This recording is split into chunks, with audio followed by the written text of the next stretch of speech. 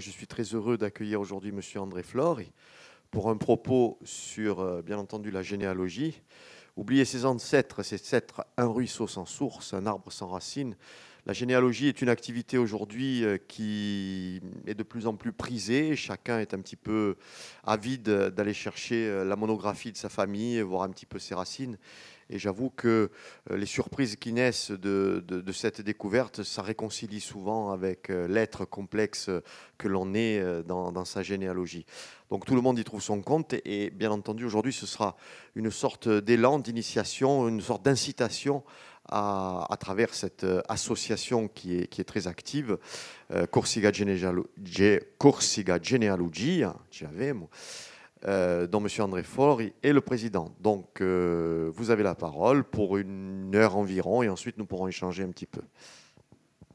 Merci beaucoup. Je vais vous remercier de m'avoir accueilli ici pour vous parler de généalogie. Donc, comme vous le voyez, ce proverbe « oublier ses ancêtres, c'est être comme un arbre, un ruisseau sans source, un arbre sans racines », c'est un proverbe chinois.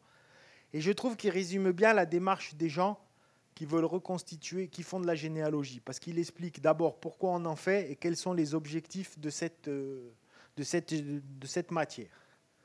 Donc, je vais vous proposer le plan suivant. On va commencer par parler de la généalogie. Je vais vous expliquer rapidement les différences entre les types d'arbres. Ensuite, on parlera des documents qui vont vous servir pour faire des recherches en insistant sur les particularités liées à la Corse, parce que vous verrez que du fait de notre histoire, il y a beaucoup de choses qui sont différentes de ce que vous pouvez trouver dans la littérature courante. Ensuite, je vous expliquerai comment débuter des recherches avec éventuellement des pistes pour si vous vous retrouvez devant des points bloquants. À mon avis, pour tous ceux qui ont fait des recherches, à un moment ou à un autre, on s'est tous retrouvés devant une énigme qu'il a fallu résoudre. Et on terminera par les particularités des recherches en Corse, avec 2 ou 3 spécificités, dont une qui est vraiment importante. Alors, la généalogie, c'est quoi? La première chose que je vais vous donner, c'est la définition qu'en a faite Claude Lévi-Strauss. C'est donc la généalogie, c'est au fond se chercher soi-même. Qui suis-je? Quels sont les ancêtres qui m'ont fait tel que je suis? Donc la généalogie, vous l'avez compris, c'est rechercher à chaque génération quels sont le nom, le prénom, l'identité des parents, de vos parents, etc., etc. On en trouve 2 sortes. C'est la généalogie ascendante ou la généalogie descendante. La généalogie ascendante, c'est facile, vous partez d'une personne. Donc ici, c'est la généalogie de mon grand-père, donc j'ai fait simple. Et à chaque génération, vous essayez de trouver 3 informations principales dans un premier temps. C'est sa date de naissance ou de baptême, sa date de mariage et sa date de décès ou d'inhumation. Et le but, c'est d'essayer de retrouver à chaque génération le nom et le prénom de son père et de sa mère. Ça, c'est des informations que vous pouvez trouver dans une généalogie ascendante et à chaque étape, vous remontez. Ensuite, vous avez ce qu'on appelle la généalogie descendante, où vous partez d'une personne qui a vécu dans le passé et vous essayez de retrouver l'ensemble des informations sur sa vie. C'est-à-dire que dans le cadre d'une généalogie descendante, à la différence d'une généalogie ascendante, vous verrez les doubles mariages, voire les triples ou les quadruples mariages, les enfants naturels, etc., etc. Donc ici, je vous ai pris toujours l'exemple de la même généalogie.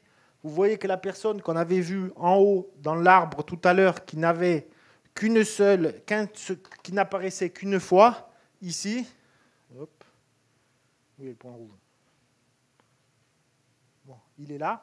Ici, vous voyez qu'il s'est marié 2 fois et qu'en fait, à la différence dans la généalogie descendante, vous pouvez voir toute la descendance qui apparaît. Alors, pour vous donner un exemple, là, je l'ai simplifié sur 1 ou 2 générations, mais ça peut aller très vite. Moi, j'ai essayé de faire l'arbre de descendance de tous les Flores de Soirée, il fait 40 mètres.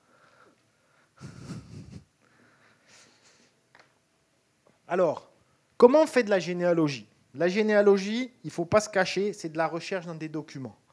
Donc, pour cela, il faut retrouver ces documents. Ces documents, c'est ceux qui vont vous permettre de retrouver toutes les informations qui vous sont nécessaires pour reconstituer soit l'ascendance, soit la descendance. Donc ces documents, on les appelle des sources. Ces sources, il y en a 7 qui sont principales, pour lesquelles vous serez obligé de travailler avec si vous faites des recherches en Corse. La première, c'est les registres paroissiaux. La seconde, c'est les registres d'état civil. La troisième, c'est les états des âmes ou les recensements. On verra la différence. Ensuite, c'est les archives notariales. Et ces trois documents que les gens ont peut-être moins l'habitude d'utiliser. La première, c'est les dispenses de consanguinité. La seconde, c'est les registres d'imposition, les registres de taille. Et enfin, éventuellement, c'est les travaux d'autres chercheurs. On verra certains ouvrages ou sites internet qui peuvent vous aider dans vos recherches.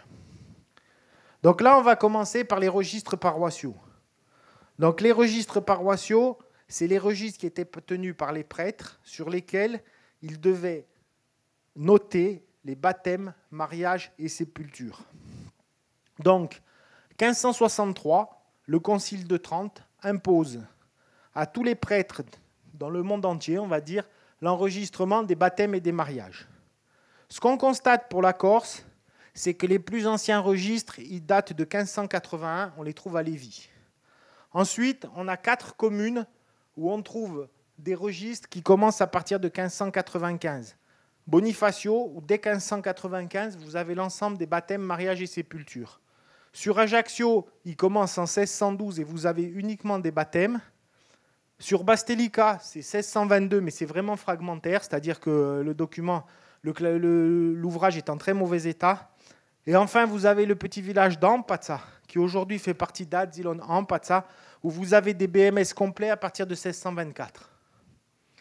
Donc, ensuite, on va voir que dans chacune des communes, pour de multiples raisons, les registres ont parfois été mal tenus, ont été perdus, ont été conservés dans les sacristies qui prenaient l'eau. Donc, bon, il y a eu beaucoup de choses.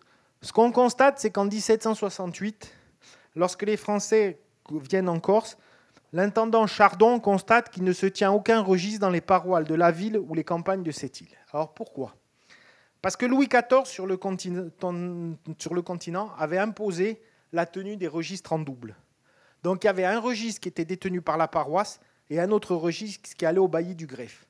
Lui, Chardon, quand il est arrivé, il a voulu aller au bailli du greffe, il a demandé les registres, il n'y en avait pas. Donc il en a conclu qu'il n'y avait aucun registre. On s'aperçoit que ce n'est pas vrai, puisqu'aujourd'hui on a des registres d'Ajaccio, de Bonifacio, etc. Bon, il y a d'autres communes où effectivement on n'a plus de registre avant 1770. En fait, ce qu'il faut savoir, c'est que 1770, il y a un édit royal qui impose la tenue des registres en double exemplaire. Ces registres, ils sont tenus. Un qui est destiné à la juridiction royale, c'est normalement le registre que vous trouvez aujourd'hui aux archives départementales. Et le second, qui était conservé dans la paroisse, aujourd'hui, il fait normalement partie des archives municipales. Il y a beaucoup de communes qui les ont confiées aux archives départementales, mais il y a d'autres communes où ils sont toujours dans la mairie. Alors, c'est quoi un registre paroissial ? Donc ici, je vous ai photographié, je suis désolé pour la qualité des images, vous ne devez peut-être pas voir grand-chose, mais il faut savoir que c'est des vieux registres. Ici, c'est 2 mariages en 1730 à Cogno-Coli. Alors le premier, vous allez voir pourquoi j'ai mis cette photo, parce qu'il est assez intéressant. Le premier, c'est que vous voyez ici que vous avez un symbole magnifique au Pierre-Paul colonne. Ici, vous apercevez que dans cet acte, il y a un nom de famille. Quand vous avez le symbole magnifique au devant, c'est que vous avez affaire à une famille de feudataires. Donc ici, en général, quand vous êtes à Cogno, quand vous trouvez magnifique aux colonnes à Cogno, c'est des colonnades d'Ornane. Par contre, dans le second mariage, vous voyez ici que vous avez le mariage de Joe Paul Grossette de Feu. Je me rapproche, je suis désolé.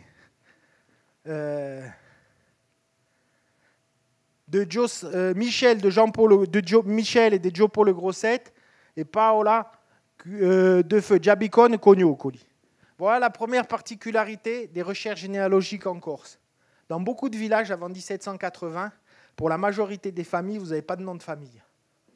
C'est-à-dire que les gens, ils sont identifiés dans les villages par l'expression Antonio di Sant ou Francesco QM Sant.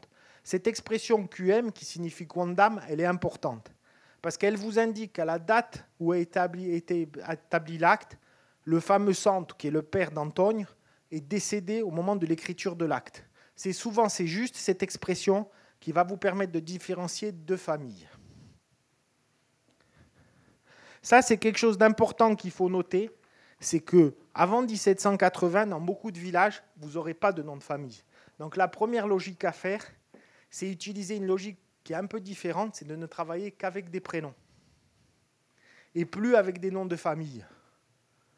Alors ensuite, là c'est le deuxième, c'est un baptême Ajaccio. Je pense que vous avez tous reconnu qui c'était. Alors pourquoi je vous l'ai mis? C'est parce que quand vous lisez l'acte en détail, vous vous apercevez qu'ici, on a le baptême d'un Napoléon, fille du légitime matrimonio des signori Carlo Bonaparte del Fu, signore Giuseppe, et de la signore Maria e Letizia moglie.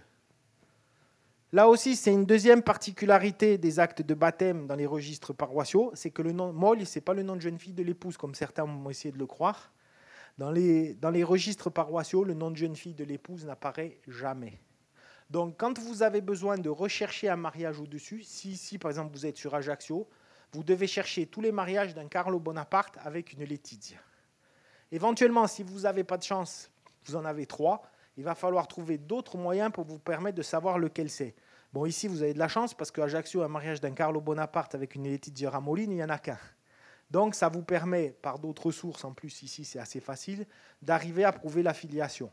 Mais il faut vous dire que même si vous avez un nom de famille dans les villes comme Ajaccio, le nom de jeune fille de l'épouse n'apparaît jamais dans le nom des baptêmes. Donc ensuite, il faut travailler en cherchant le nom du père et toutes les épouses qui portent le même prénom. Alors ensuite, on va parler, là c'est des décès qui sont à Tsi-Kavo. Alors les décès, ils peuvent vous apporter certaines informations, mais ils sont à prendre avec précaution. Pourquoi? Je vais vous prendre ici. Vous avez une Isabelle de Faux-Bernard âgée de 34 ans. Quand vous avez un acte comme ça, vous avez deux possibilités. Soit Isabelle, c'est la fille de Feu Bernard, soit Isabelle, c'est la femme de Feu Bernard. Quand le prêtre va écrire cet acte, pour lui, il ne va pas faire de différence entre les deux. Donc, il faut toujours être, avec ces actes, faire preuve de se dire est-ce que c'est l'épouse ou est-ce que c'est la fille. Et c'est ensuite simplement les autres recherches qui vous permettront de se faire la différence entre les deux.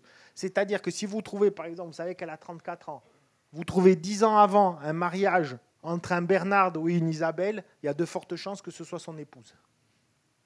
Et là, vous retrouvez partout où vous avez une épouse, puisque ici, vous avez Anna-Marie Di Pietre, âgée de 58 ans. Là, c'est pareil. Bon, vu l'âge, il y a de fortes chances pour que ce soit une épouse. Parce qu'en général, il faut vous dire qu'à cette époque-là, les hommes ne vivaient pas jusqu'à 80 ans. Donc, quand vous avez quelqu'un qui meurt à 58 ans, il y a de fortes chances que ce soit une épouse. Mais vous remarquez ici qu'en 1772, vous voyez ici, il n'y a aucun nom de famille.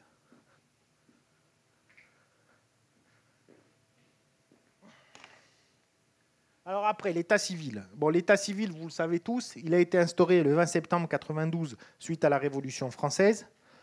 Donc, il impose la rédaction des registres par les officiers d'état civil. Il impose la tenue en double exemplaire, c'est-à-dire qu'il dit il y a un registre qui sera conservé par la mairie, un registre qui ira au greffe du tribunal.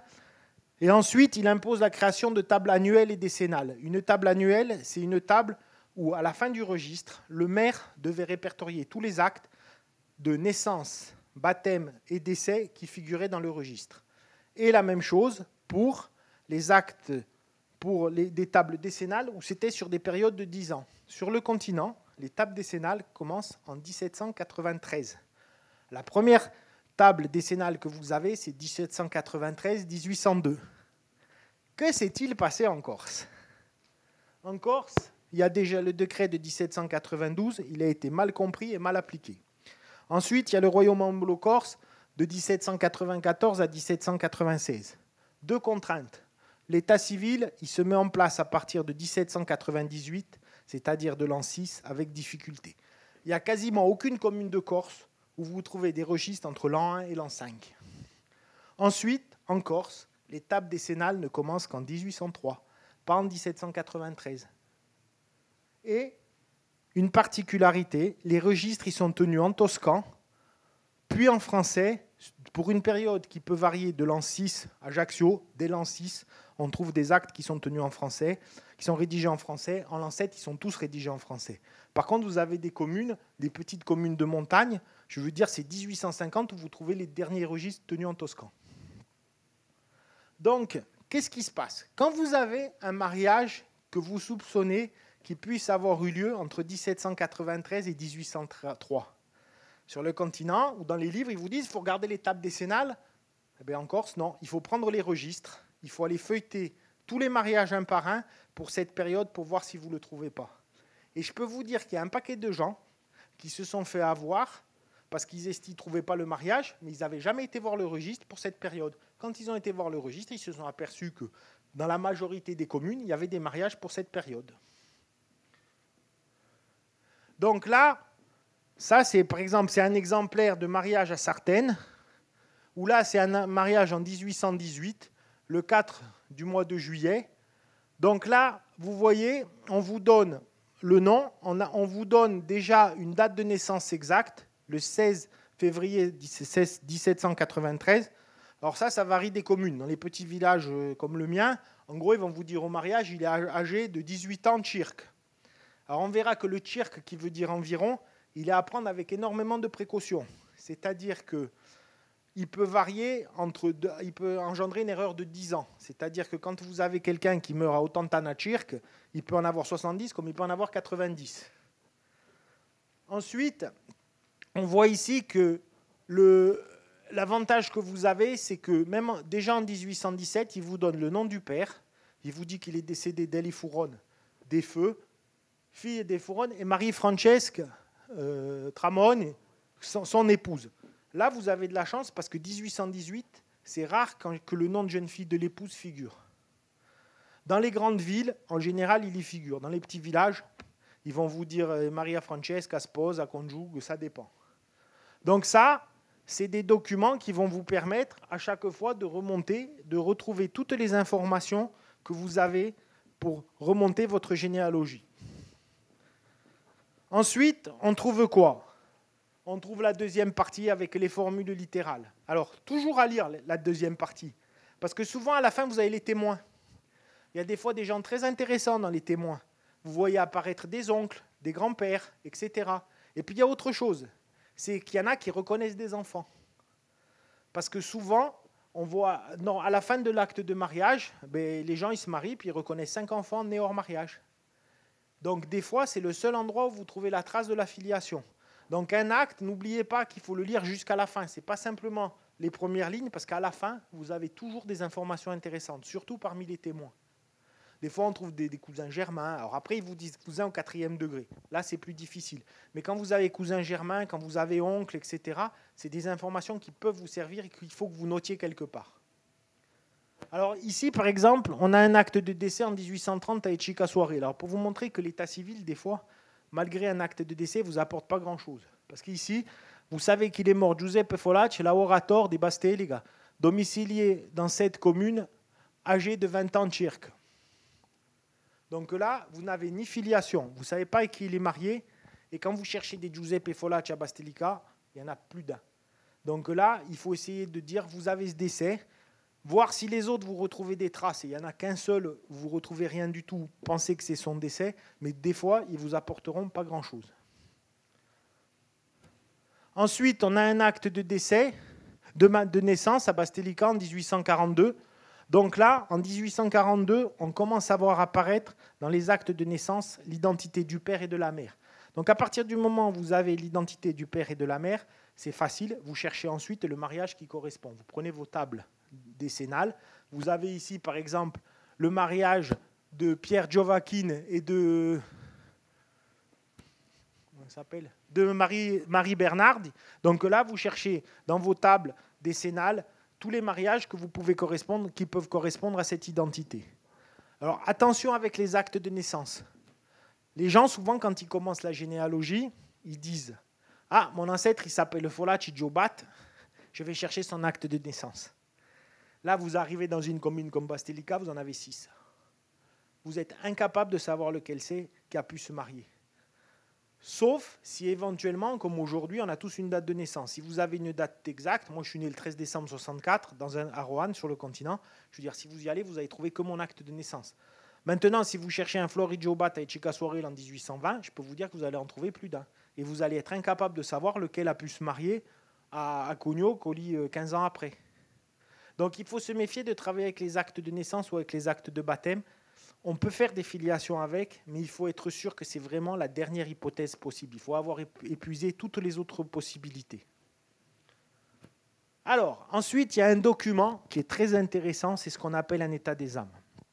Un état des âmes, c'était le prêtre qui, dans le village, faisait un recensement de tous les habitants du village, maison par maison, en indiquant pour chaque famille la composition de la famille et les âges des paroissiens. Alors, la seule chose que personne n'est arrivé à déterminer, c'est dans quel ordre le curé a pu tourner dans le village. Mais par contre, ici, vous avez Diliard le 30 octobre 1796, où ici, par exemple, vous voyez que ici, vous avez, par exemple, la famille de Marc de Feu Bénédette, âgée de 39 ans, Dominiquine et son épouse âgée de 28 ans, Sante, leur fille, et Laure, la mère de Marc, âgée de... Là, il n'a pas su. Donc en général, quand il ne sait pas, c'est qu'elle a plus de 60 ans. Donc là, c'est intéressant parce que vous savez qu'en 1796, par exemple, vous avez par exemple une famille qui est quasiment complète. Donc ça, si vous avez besoin de retrouver, par exemple, quand vous travaillez pour les prénoms, si vous avez un état des âmes, que vous avez par exemple besoin de trouver un Sant ou 10 marques, vous passez tout l'état des âmes et vous les cherchez tous. Et vous regardez lequel peut correspondre à votre ancêtre. Hein ? Non, ce n'est pas une famille nombreuse. Bon, il y en a d'autres qui sont plus nombreuses. Hein. Mais alors, les états des âmes, ils se trouvent normalement dans les registres paroissiaux, sauf pour l'évêché de Sagone, où à l'évêché de Sagone, ils font partie d'un classeur, enfin d'un registre particulier, où il y a une vingtaine de villages qui ont été recensés. Nous, on les a tous photographiés au sein de l'association. Et vous avez même, parce qu'il faut se méfier, l'évêché de Sagone, il va jusqu'à Calvi. Donc il y a des villages de Balagne qui font partie de l'évêché de Sagone et que vous retrouvez aux archives de Corse du Sud. Mais ça, c'est un document. Si vous en trouvez un dans vos recherches, dans les registres paroissiaux, sautez dessus parce que c'est vraiment quelque chose qui vous permettra, à une date donnée, de reconstituer quasiment toutes les familles du village. Alors ensuite, les recensements. Bon, on va passer sur la définition parce que ça ne vous apporte pas grand-chose. En Corse, il y a 3 recensements où si vous faites des recherches en Corse, vous êtes obligé de travailler avec. Le premier, c'est 1770-1769, c'est celui qu'on appelle le Choiseul, qui a été réalisé au lendemain de la conquête de l'île, devait permettre connaître le nombre d'habitants. Donc lui, il y a certaines pièves qui sont manquantes. Il y a la Gravonne, le Fiumor, il y en a peut-être d'autres. Mais bon, globalement, il y a quand même pas mal de villages qui ont été faits. Ensuite, il y a 1786, qui concerne principalement la Haute-Corse et la région de Bonifacio. Et ensuite, il y a 1818 qui a été le premier recensement complet réalisé par le maire des communes. L'intérêt qu'il y a, c'est que dans certains cas, il a indiqué pour les épouses le nom de jeune fille. Et c'est le seul document où vous arrivez à trouver pour des gens qui ont pu se marier vers 1780-1790 le nom de jeune fille de l'épouse. Donc c'est un document qui est très intéressant. Moi, personnellement, comment je travaille quand je fais une commune ? Je commence par intégrer le recensement de 1818 dans ma base de données. J'intègre le recensement de 1770 et je dépouille tous les registres de 1822 jusqu'à l'origine du paroissial. Et après, sur la partie après, je fais quasi tous les mariages jusqu'en 1936, plus éventuellement toutes les gens dont je n'ai pas retrouvé la filiation, ou que j'ai trouvé en lisant une indication marginale qui se sont mariés ailleurs. Mais globalement, quand on fait comme ça, en partant comme ça, vous arrivez quasiment en 1822 à retrouver tous les habitants du village et toutes les filiations. Alors là, par exemple, vous voyez, bon, ici c'est un exemple de recensement 1770 à Ajaccio. Bon, on retrouve la famille de Napoléon, c'est un exemple. Mais vous voyez qu'Ajaccio, pourquoi ? C'est pour vous montrer qu'Ajaccio, tous les gens ont un nom de famille. Par contre, je vais vous prendre un village, c'est le mien, Echikasoarel. Vous voyez ici, il y a 2 personnes qui ont un nom, c'est des Flores. Et ensuite, c'est les 2 derniers. Et ensuite, tous ceux qui sont au-dessus, c'est des Stefano QM Stefano, Antonio QM Luc Antonio, Giacomo QM Francesco Marie. Donc en 1770, vous voyez, dans les villages, il y a en gros, à Soirel, il y a 2 familles qui ont un nom, il y a 4 familles qui ont un nom de famille. À Bastelica, il y a 1300 habitants, il y en a 0. Alors après, plus vous remontez vers le sud, c'est-à-dire que vous arrivez à Olmet, il y a la moitié du village, vous en retrouvez un peu plus. Ensuite, en Haute-Corse, ça dépend des villages. Il y a des villages où c'est moitié-moitié, c'est 2 tiers, 1 tiers. Ça, il faut que vous regardiez le recensement pour voir exactement comment vous pouvez vous situer. Et attention, le recensement, il a été fait par des officiers français. Donc eux, quand ils sont arrivés dans une maison, ils ont cru ce qu'on leur disait. Quand ils ont dit le chef de famille, c'est le fils aîné si le père était mort, ils ont mis le fils aîné chef de famille, ils ont mis la mère comme épouse. Donc vous avez des fois où vous trouvez des couples, vous avez le chef de famille, il a 22 ans, et l'épouse, elle a 50 ans, ils ont des enfants de 18 ans. Là, il faut faire preuve d'un sens critique, et il faut bien regarder et ne pas croire que le recensement sur parole. Comme parfois, il a recensé des frères et sœurs en tant qu'époux et femmes. Donc après, il faut toujours l'avoir comme base, mais toujours le regarder avec un sens critique. Bon là, c'est 1818 Zilliard.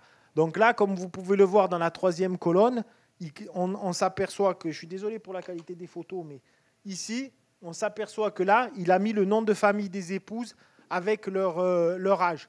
Donc on voit que, par exemple, l'épouse de Bat et Federici, elle est de la famille Albertini. Donc si éventuellement, vous voyez ici, en plus, c'est des gens qui ont 30 et 24 ans. Donc souvent, c'est des gens qui se sont mariés entre 1790 et 1800. C'est souvent la période maudite de la généalogie en Corse. On en reparlera tout à l'heure. Et donc, c'est souvent le recensement 1818 qui vous donne leur âge et leur identité et la période éventuellement où ils ont pu se marier. Parce que si vous savez qu'ils se sont mariés dans cette période, vous allez avoir beaucoup de difficultés parfois à trouver le mariage. Mais au moins, vous en serez sûr parce que vous savez que vu leur âge, il y a de fortes chances qu'ils soient mariés à ce moment-là. Bon, ensuite, les recensements, on s'en sert pour 2 choses. Les successions, ce n'est pas nous, c'est les généalogistes professionnels. Et ensuite, c'est rechercher les filles mères. Parce que souvent, quand vous avez dans votre généalogie une fille mère, si vous n'avez pas de filiation dans son acte de décès, quand elle accouche à Ajaccio, elle vous dit qu'elle est née à Coro il y a 25 ans, le seul moyen d'essayer de la trouver, c'est dans un recensement.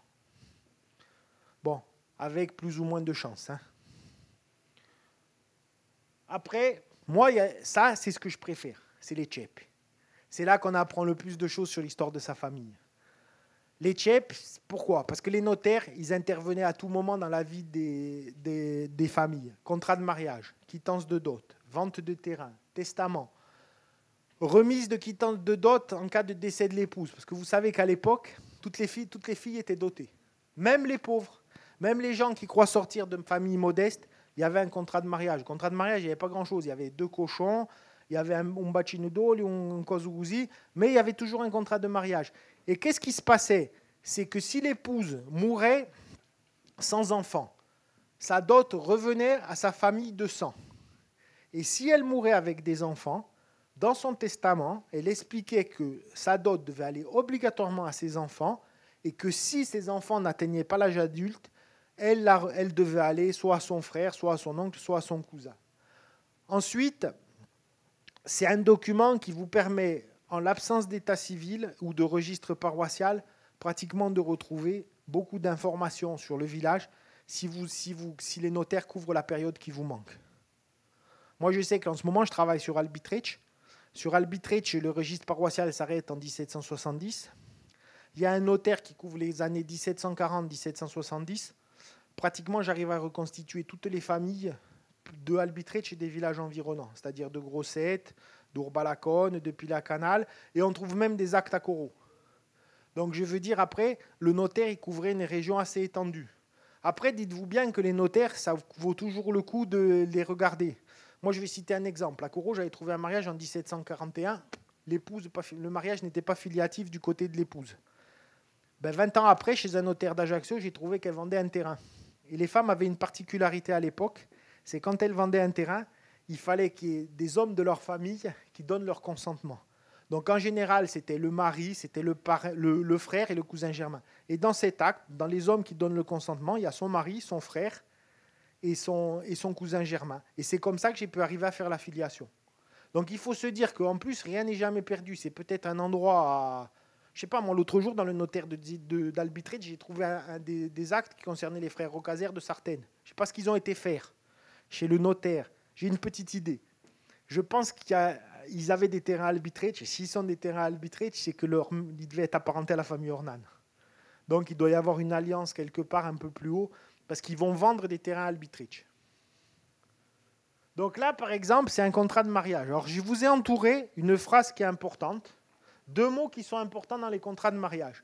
C'est amitsiz et parentel. Parce que chaque fois que vous allez chercher un contrat de mariage chez un notaire, il commencera toujours par ces mots, amitsiz et parentel. Donc ici, par exemple, c'est le mariage d'une certaine Camilla Carbone avec un certain Agostino Hilari. Est-ce que vous savez qui c'est Camilla Carbone? Hein? Non, c'était la nourrice de Napoléon. Et comme le registre paroissial d'Ajaccio pour cette époque manque, c'est le seul document qui vous donne sa filiation. C'est-à-dire que quand vous cherchez dans les registres, vous ne la trouvez pas, son acte de décès n'est pas filiatif, et c'est le seul document, c'est son contrat de mariage qui vous donne sa filiation. Donc en fait, le contrat de mariage, il commence par la description des personnes qui passent le contrat de mariage. On voit qu'ici, c'est son frère, puisqu'il dit « por mezzo di Camillo Zuasorel » et Delastre, « Igastina Lori di protonotario sant ». Donc là, protonotario, c'est une appellation qui était beaucoup utilisée à Ajaccio, mais vous avez ici les filiations de l'époux et de l'épouse. Et ensuite, la deuxième partie, je vous en fais grâce, c'est l'ensemble des biens qui sont donnés lors de ce contrat de mariage, plus les appellations légales où le mari s'engage à rendre sa femme heureuse, il s'engage à rendre la dot s'ils n'ont pas d'enfants et qu'elle meurt, etc., etc. Alors ensuite, il y a un autre document qui peut aussi être intéressant, c'est ce qu'on appelle les dispenses de consanguinité. À l'époque, dans nos villages, les curés étaient souvent originaires du village et ils refusaient de marier les cousins entre eux. Donc, qu'est-ce qu'ils faisaient? Ils disaient, si vous êtes cousins, il faut que l'évêque donne sa bénédiction. Donc, les gens, s'ils avaient une parenté au 4e degré religieux, 4e degré religieux, c'est facile, vous comptez. Ici, vous avez l'épouse 1, le père 0, 1, 2, 3, 4. Vous comptez une génération chaque fois au-dessus. Donc, si vous avez, par exemple, 2 mariés qui ont un arrière-arrière-grand-père commun, 4e génération, ils devaient faire établir une dispense. Donc, cette dispense, elle était transmise à l'évêque sous la forme d'un mini-arbre. Ici, vous avez Marie-Catherine Espose, fille de Joe Antogne, fils de Giacomo Sant, fils de Joe Mattei, fils de Guilfucci. Guilfucci, il a comme fille Dominiquine, qui a comme fils Antonio Marie, qui a comme fils Bat, et qui a comme fils Francesco Antonio comme époux.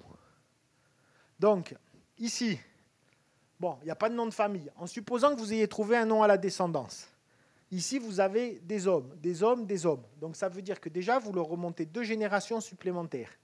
Et ici, vous avez des hommes, des hommes, des hommes, des hommes. Donc ici, vous êtes capable de donner un nom, d'attribuer fictivement un nom, parce qu'on l'attribue de manière fictive, un nom à l'ascendance. Cette dispense de consanguinité, elle concernait aussi les remariages, puisque quand l'ancien et le nouvel époux, ou l'ancienne épouse et la nouvelle épouse avaient une parenté, ils faisaient ce qu'on appelle une dispense d'affinité. C'est la même chose que la dispense de mariage, à part qu'ici, au lieu d'avoir épouse, vous avez épouse d'un côté et vous avez de l'autre côté un prénom féminin avec Olimvir où sort le nom du marié. Alors, pour l'évêché d'Ajaccio, vous avez tous les villages de l'évêché d'Ajaccio, les dispenses de consanguinité, elles ne comportent que la période 1749-1759. Elles sont dans un classeur, un registre qui est épais comme ça, où il y a tous les villages pratiquement de l'évêché d'Ajaccio et il n'y a pas de classement. C'est-à-dire qu'ils sont classés chronologiquement dans l'année, mais il faut les lire une par une pour retrouver les villages qui vous intéressent.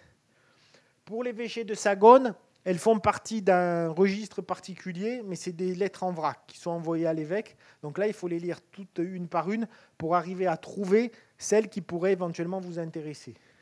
Et pour Bastia, c'est un peu sous la même forme que l'évêché de Sagone. Donc il faut aller dans les archives de l'évêché de Bastia qui sont détenues par les archives départementales, pas par l'évêché, et de regarder ce que vous pouvez trouver comme information. Mais là, c'est vraiment quelque chose parce que ici, si vous faites un calcul, à l'époque, ils se mariaient à 20 ans, ils avaient des enfants à 25.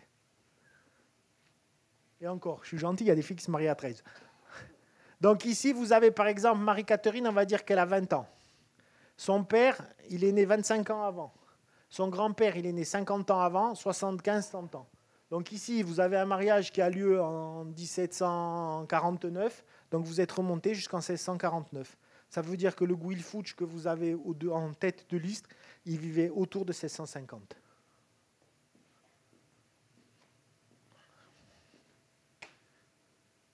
Après, vous avez les registres d'imposition, ce qu'on appelle les registres de taille. Donc les registres de taille, ils sont détenus en grande majorité à Gênes. Il y en a quelques-uns qui concernent certaines communes de Haute-Corse qui sont détenus par les archives départementales de la Corse du Sud.